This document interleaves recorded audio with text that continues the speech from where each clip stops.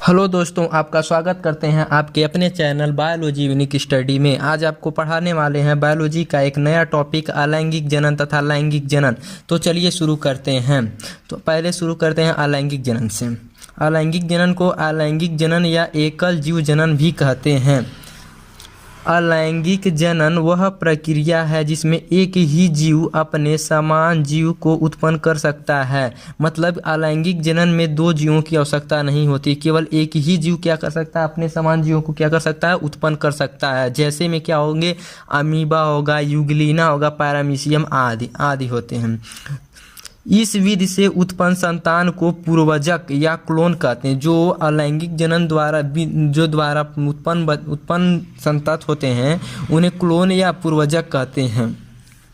इसमें संतान अपने जनक के समान होते हैं। जो इस अलैंगिक जनन द्वारा उत्पन्न संतान होते हैं वो हूबहू अपने जनक के क्या होते हैं, समान होते हैं। अलैंगिक जनन सेक्सुअल रिप्रोडक्शन, इस विधि में दो विपरीत जनकों से नई संतान का निर्माण होता है। इस प्रकार के जनन में विशेष जननांग दो प्रकार के युग्मकों का निर्माण करते हैं। अर्थात इसमें दो विपरीत जनकों की क्या होती है, आवश्यकता होती है और विशेष जननांगों में दो युग्मकों का निर्माण होता है। जैसे मादा के अंडाशय में अंडाणु का निर्माण और पुरुष के शुक्राणु का निर्माण उसके वृषण में होता है।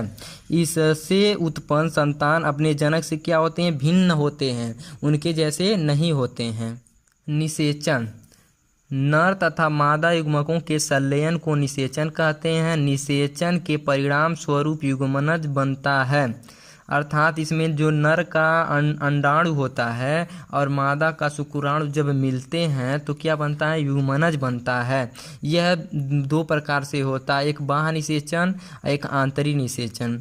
इस प्रकार का निषेचन जीवों के शरीर से बाहर होता है। यह मुख्यतः जलीय माध्यम में ही होता है। जो इस प्रकार का निषेचन होता है बाह्य प्रकार का, यह जल में अधिकतर होता है और ये शरीर के बाहर होता है। आंतरिक निषेचन, इस प्रकार का निषेचन जीवों के शरीर के भीतर होता है। यह निषेचन साधारणतः सभी स्थलीय जीवों में होता है। जो यह आंतरिक निषेचन होता है अधिकतर जीवों में होता है और यह शरीर के भीतर होता है।